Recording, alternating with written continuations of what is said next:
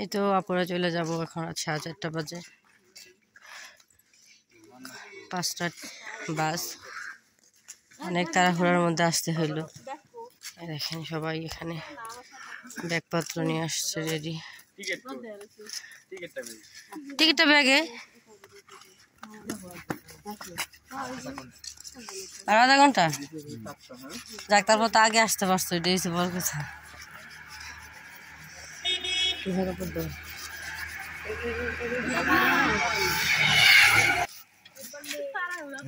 আপনার কয় মাসের ট্যুর? তাই কান 2-3 মাস। এই তো চলে যাবো। দাদু অনেক কান্না করলো সকাল সকাল। আসসালামু আলাইকুম। আপনারা সবাই কেমন আছেন? আশা করি যে যেখানে আছেন ভালো আছেন, সুস্থ আছেন। আলহামদুলিল্লাহ, আল্লাহর অশেষ রহমতে আমরা অনেক ভালো আছি। তো এখন রাতে 4:30 বাজে। তো সকাল সকাল ভোরে আর কি ব্লগ শুরু করলাম। যদি আমার ভিডিও ভালো লাগে তাহলে অবশ্যই সাবস্ক্রাইব করবেন। এই তো আপারা ফুপু আর কি চলে যাব এখন। মনটা অনেক খারাপ, দাদি অনেক কান্না করছে।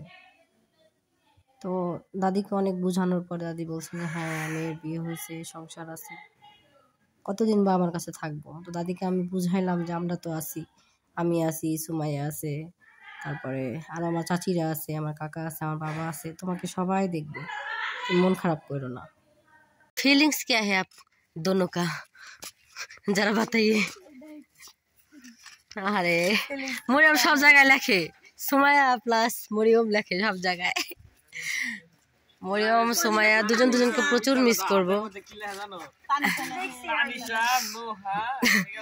আরে ওটা হচ্ছে ফ্রেন্ডদের প্রতি ভালোবাসা, ফ্রেন্ডদের প্রতি ভালোবাসা, বুঝছো ভাইয়া? এতজনের মধ্যে প্রতিদিন কথা হয়, এতজনের প্রতিদিন কথা কয়। আমি কি করছ তোরা ফোনে?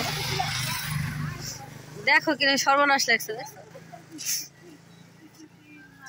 ভাই আবার কবে আসবেন? ইনশাআল্লাহ খুব তাড়াতাড়ি আসবেন। আর মানে নিয়ে যাবেন, সবসময় বাইরে মজা করে না। বিয়ে করাবো কি এর বিয়ে? এখন কিসের বিয়ে? বিয়ে বেগুন আলাপ নেই।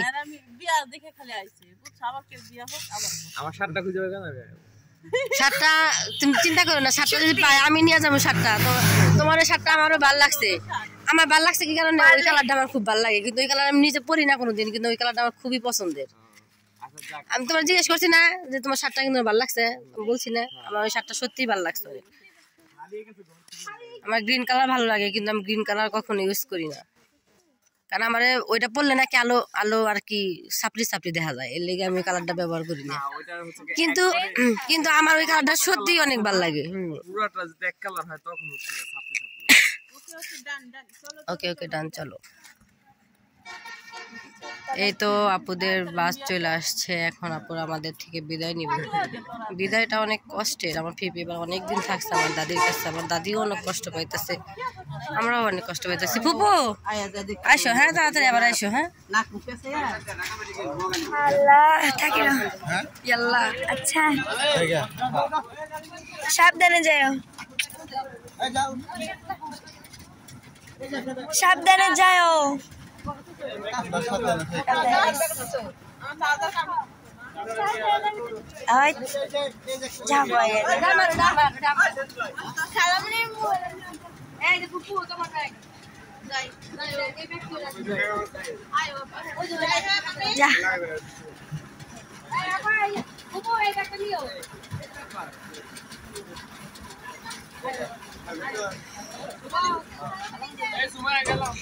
বাই।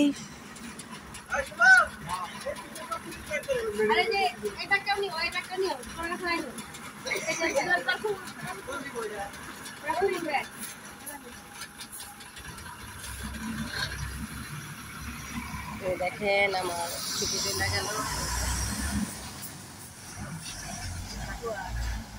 হ্যাঁ তাকুয়াত বাস।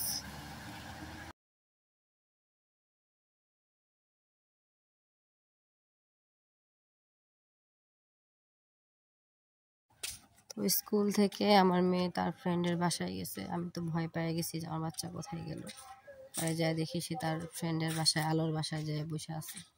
আর আমি তাকে নিতে যাওয়ার পরে তার মা আমাকে আর কি অনেক আদর করছে, অনেক আপ্যায়ন করছে, যেহেতু আমরা একসাথে মাদ্রাসায় যাই, একসাথে বসি, তার সাথে আমার খুব ভালো রিলেশন। তো তাদের বাসায় এই ফুলের টবগুলো দেখে আমার অনেক ভালো লাগছে। দেখেন, সবাই সব কিছু পারে না, তবে ওনার রুচি আছে বলতে হবে। অনেক সুন্দর সুন্দর কিউট কিউট দেখেন গাছ লাগায় রাখছে বাড়ির চারপাশে, আঙিনা, সব জায়গাতেই। পরে আমার মেয়েকে নিয়ে পরে আমি বাড়ি চলে আসছি। দেখেন, বাসায় মাদ্রাসা থেকে এসে দেখি আমার বাগনা গাছের টপে রং করতেছে।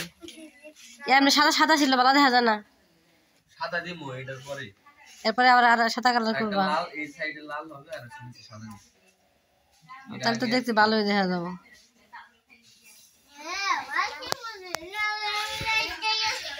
মাত্র দাদির কাছ থেকে বাসায় আসলাম, দাদির গোসল করাই দিয়ে আসলাম। দাদির গোসল করাই দিয়া দাদিরে বুঝাইলাম যে মেয়ে গেছে, কান্না করি না, দাদি মন খারাপ করছে অনেক। দাদির কাছ থেকে আসলাম। এদিকে আবার আর ঘটনা ঘটে গেছে, আমার মেয়েকে মাদ্রাসায় রাইখা আমি গেছি আর কি দাদির কাছে, দাদিকে গোসল করানোর জন্য। স্কুল ছুটি হয়ে গেছে, মাদ্রাসায় যাই দেখি আমার মেয়ে নাই। আমি তো ভয় পেয়ে গেছি। পরে এক হুজুর বললো যে আলুদের বাসায় গেছে। পরে আমার মেয়েকে আমি আলুদের বাসা থেকে পরে যাই নিয়ে আসলাম।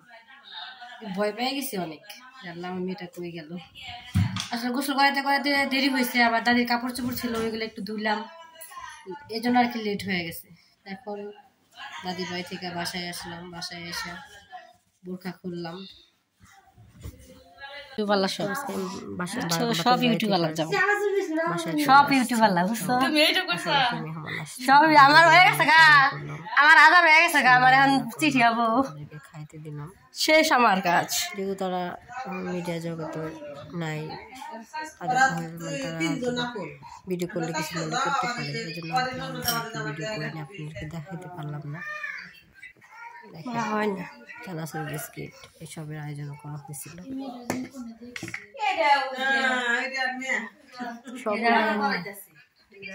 সবাইকে দেখাতে পারলে আমার একটু ভালো লাগতো, যদি তাই যদি ভালো না লাগে এটা ভাবে আর কি, তাদেরকে আর ক্যামেরার সামনে আমি আনিনি।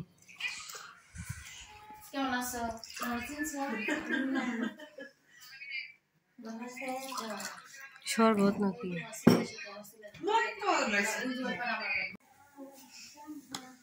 হঠাৎ করে মেহমান চলে আসছে। তুমি তাহলে খুলে দেখে আল্লাহ, তোমাকে দেখে আল্লাহ ঠিক করছো, এই এটা আমার নাতি নয়, আমার নাতি নয়।